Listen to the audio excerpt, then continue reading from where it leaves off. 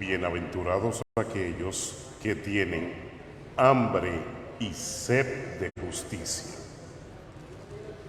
Qué bueno que la Biblia combine estos dos tópicos: hambre y sed de justicia. Era necesario que desde la época de los tiempos, desde la Edad Media, desde la segregación y la política de conformación de reinos, se ubicara un tiempo en que el hombre y la mujer tuviese derecho a justicia. ¿Qué significa en griego la palabra justicia? Significa justeza, exactitud, donde no cabe nada más.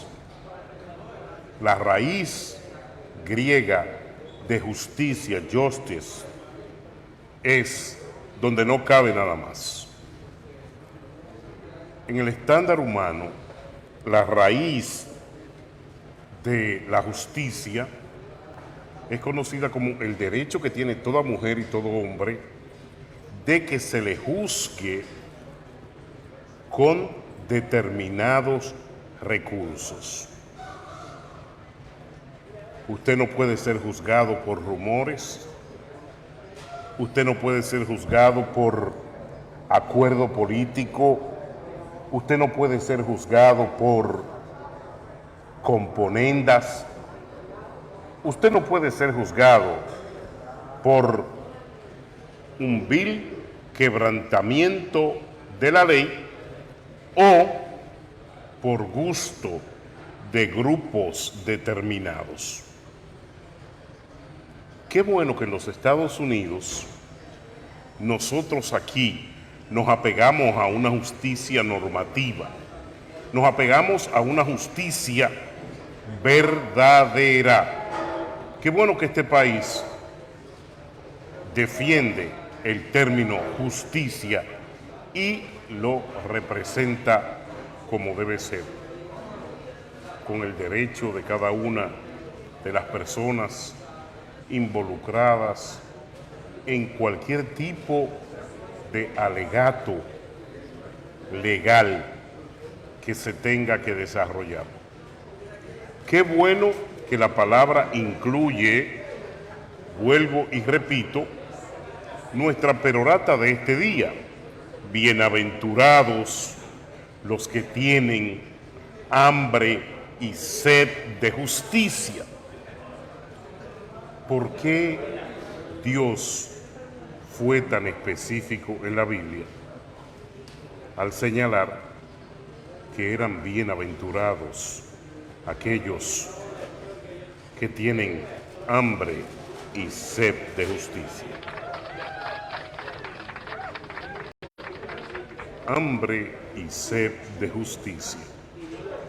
Uno de los parámetros, como se conoce a Jesús, es como el justo. Es como el justo juez. Por eso, uno de los grandes problemas del prevaricato, de la política, de la corrupción en nuestros países, de donde venimos nosotros, de América Latina, uno de los grandes problemas es la corrupción sumergida en la justicia legal. Porque allí la justicia la paga el que tiene $1. Allí la justicia la paga el que compra un juez. Allí la justicia la paga el que tiene dinero y poder político. Por lo tanto, no existe en el mundo un lugar contaminado de más prevaricato. ¿Qué significa prevaricato? Violación de las leyes civiles gubernamentales, las que defienden y conducen en términos lo que es el ejercicio del derecho. O sea, en ningún lugar en este mundo formado se contamina tanto el derecho, la justicia, cae tanto en prevaricato como en nuestra querida América Latina. Y en nuestra querida América Latina eso es una norma. El prevaricato es que los mismos abogados que te defienden te dicen: no te preocupes, dame algo que yo se lo hago pasar al juez.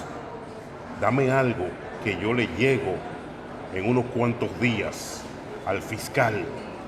Dame algo que yo voy a comprar la conciencia del otro abogado.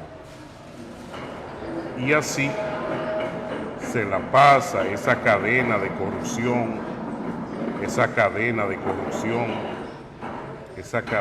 corrupción que hace que la ley no sea lo que la Biblia define, no sea como la Biblia la conoce. ¿Hubo prevaricato, Ángela Rodríguez, en el juicio de Jesucristo? Claro que sí. Por eso Pilato se lavó la mano. Pilato venía del norte de Grecia. Su padre era un reconocido legista, su madre una profesora. Y cuenta la historia en el libro La vida de Poncio Pilato que el flaco, alto y espigado, era un abogado neto. Nació para bregar con las leyes. Tenía y conocía el Código Civil de Grecia, de Roma, de Mesopotamia, de Egipto, de Israel. O sea, Pilato no era un improvisado. A Jesús no lo juzgó cualquier persona. La historia del libro, La vida de Poncio Pilato, y ahorita le voy a contar cómo llegó ese libro a mis manos. Cómo llegó esa joya literaria a mis manos, para que yo entendiera que a Jesús no lo juzgó cualquier bufón, que a Cristo no lo juzgó nadie que no fuera un hombre de la categoría del señor Poncio Pilato. ¿Quién lo permitió? El mismo Dios en los cielos.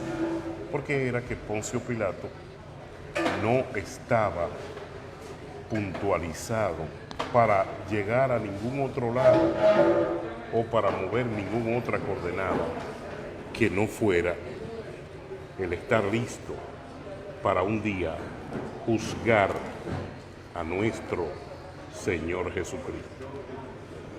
Entonces, cuando Jesús fue enviado por Anás y Caifás con la componenda que se armó para crear de Cristo un criminal, un hombre que estuviese sujeto a través de las leyes y a través de la, de la conformación de ese núcleo para crear lo que se llama equívocos, para crear en el mundo de hoy lo que se llama contenido legislativo, para crear una formación de asuntos que en tendencia, vistos legalmente, Jesucristo luciese en el tribunal como un criminal. Y tú sabes que era un santo cordero, y yo también lo sé. Pero quienes lo llevan al tribunal sí eran asesinos, sí eran criminales, sí eran ladrones, sí eran prevaricadores, sí eran personas con un presente estropeado. Los saduceos, los fariseos, los políticos religiosos vendidos, conocidos como Anás y Caifás, dos políticos religiosos vendidos al sistema, dos judíos que trabajaban en la política para Roma, cobraban en Roma, pero le intentaban vender a la gente que eran judíos. Pero su política de prevaricato se vio confrontada cuando el dueño de la vida, Jesucristo, fue también frente a estos dos sacerdotes, licrobios, nosocomisos, deudores de la vida, manipuladores y al final dos políticos rastreros, Anás y Caifás. Poner a Jesús a competir con la memoria de un ladrón, de un asesino, de un delincuente como Barrabás, temido en todos los territorios, está frente al abogado más excelente que conocía la corona romana en esa época. Por eso lo mandaron a Jerusalén, porque su nivel de excelencia, su nivel de polatado, su nivel de brillo en la corona le condujo a que lo bajaran de la parte sur de Roma hacia el corazón de el centro urálgico de Jerusalén, donde él era el encargado de cuidar los intereses de Roma. Pero Pilato jamás soñó que se iba a encontrar su nombre en la historia al lavarse la mano y al estar presente al hacedor de la vida, al hombre más grande que ha nacido sobre este planeta, al único santo, al único que le debemos rendir pleitesía, gloria y honra. Mira cristiano asqueroso, mira microbio religioso, mira basura humana. Cuando tú idolatras estos hombres, cuando tú idolatras obispos, cuando tú idolatras concilio, cuando tú idolatras apóstoles, cuando tú idolatras evangelistas, se ve que tú no has pasado por el crisol. Se ve que tú eres un idólatra, que tú eres una basura humana que le da a Cristo el segundo lugar. Porque ante la televisión o la radio, o ante los que comen los pasteles y las empanadas en la iglesia, tú dices, el apóstol, el obispo, el superintendente, y tú con ellos eres la misma clase de basura. Todo el que les robe el lugar a Jesucristo, sea predicando, sea en admiración, sea en dotación, sea en correligión, sea en ocupación, es una porquería en humanidad. Porque la Biblia dice que nadie sobre él, nadie como él, porque la Biblia dice que es grande, poderoso y excelso, y que la tierra y toda la basura humana pasará, mas su palabra no pasará. Jesucristo es perenne y eterno. Microbio, ¿por qué te decía que me encanta que este podcast lo siga gente que no es cristiana, gente que no esté enferma de la mente con la disolución de este evangelio llamado el evangelio de la prosperidad? Yo no pierdo tiempo con litronínicos. No, Dios no me hizo para eso. Con gente que le están diciendo, Jesucristo es irreemplazable, Jesucristo te liberó, Jesucristo te salvó, Jesucristo es que te conduce, Jesucristo es que te protege, pero son tan poca cosa y tan miserables que aún dentro de la religión violan esos códigos y se convierten en idólatras de esos mismos que en la historia fueron los culpables de juzgar a Jesucristo en una corte, levantándole falsos testimonios, condenarlos, soltar a Barrabás y ¿sabes qué? Aún más profundo, escupir, bofetear, meterle una lanza en el costado al dador de la vida. Cuando yo veo a estos cristianos desorientados, adorando a Anás y a Caifás del pasado, adorando a Pilato, adorando a toda esa corte sucia, política, mentirosa, Jesucristo me enseña en ese momento, ante la cruz del Calvario, de frente a los soldados de Roma, los centuriones que participaron, que toda esta comedia, que toda esta escena política que yo te narro, es la misma basura que antecedió la muerte de mi Salvador. Son los mismos obispos, son los mismos apóstoles, son los mismos evangelistas, son los mismos políticos sucios metidos en la religión y en la iglesia, Anás y Caifás, quienes vendieron a Jesús y traicionaron al propio pueblo judío, porque ellos cobraban en Roma, pero se querían hacer pasar por los ejemplarificadores de Israel. Y el exégeta Flavio Josefo dice, eran dos políticos pintados de religiosos que se enriquecieron en Roma, pero no querían perder el título que cargaban en el cuello como doctos de la ley en Jerusalén. Y Pilato vio la gran oportunidad de adoptar a los hombres que políticamente le daban beneficio. ¿Y qué mejor oportunidad que adoptar a un pastor o a una pastora de Dios, que tiene gente que le siga, que no va a robar, que no va a matar, que no va a mentir? Eso sí tiene a Jesucristo, pero las cosas se han cambiado. Ahora la pastora anda en un video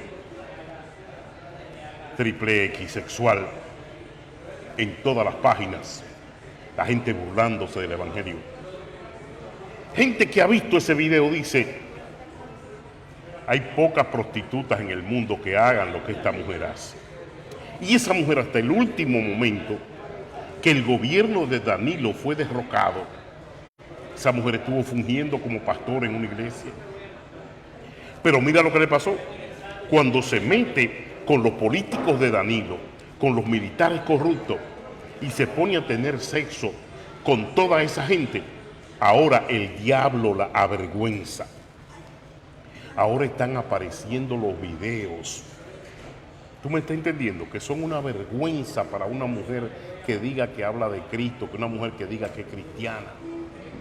Esos videos son una vergüenza para la iglesia. Pero ¿qué pasa? Que cuando tú te metes con políticos, cuando tú te metes, no, yo lo arreglo, él es inconverso, y le das el agua al diablo a probar, cuando no te ha dado fe y testimonio de que es un hombre de Dios o una mujer de Dios, entonces al final, ¿tú sabes qué es lo que hace Satanás? Te ofrece el dinero, te ofrece la oportunidad y después te deja solo, te deja caer y te expone ante este mundo burlón, ante este mundo corrupto, ante este mundo fratricida. Pero ya cometiste el error, ya caíste en su garra. Sí, ya estaba preparado para fusilarte. Ya caíste en sus garras.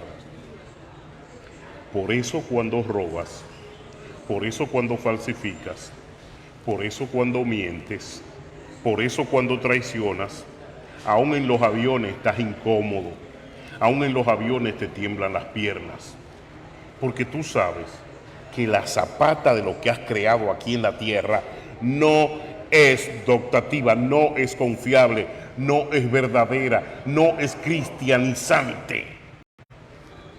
Entonces, del luto y del dolor vive la mujer que infiel olvidó su amor. ¿Usted sabe quién escribió eso? Del luto y del dolor vive la mujer infiel que olvidó su amor. Yo diría, del luto y del dolor vive el hombre infiel que olvidó su amor. Lope de Vega, el insigne escritor español. Del luto y del dolor vive el hombre y la mujer que olvidaron su amor. Eso es la política, hermano. Esa es la corrupción de la religión mezclada en otros estámenes, para lo cual Jesucristo murió y puso como disposición que cada cosa tuviera en su lugar. Denme una moneda. Una moneda. Eso pidió el maestro. Denme una moneda. Y se la alcanzaron. Se la dieron. ¿A quién tiene esta moneda en el frente? Maestro, la cara de Dios. ¿Y a quién tiene esta moneda en la parte de atrás? Maestro, al César. Entonces, respuesta para ti, centurión, que llegaste a confundirme y hacerme sentir mal ante la gente, tirándome una trampa, una tramoya. Mira, centurión, al Dios lo que es de Dios y al César lo que es del César. Al ladrón con la política y rastrero y consumidor y explotador de la iglesia es el César.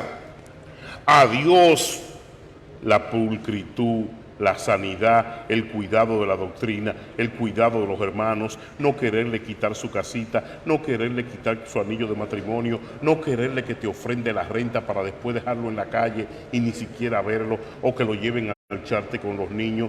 Ese es el César, el ladrón. Entonces, si tú no quieres que la historia te juzgue, tú tienes que mantenerte en el pedestal, porque Cristo no murió en el piso, ladrones. Cristo no murió en el suelo, sucios. Cristo murió encumbrado con los brazos abiertos en lo alto. Cristo no murió en el barro, delincuentes. Cristo no murió fornicando con una de las hermanas de la iglesia. Cristo no murió prestando dinero en la iglesia por usura. Cristo no murió enlodando el templo con los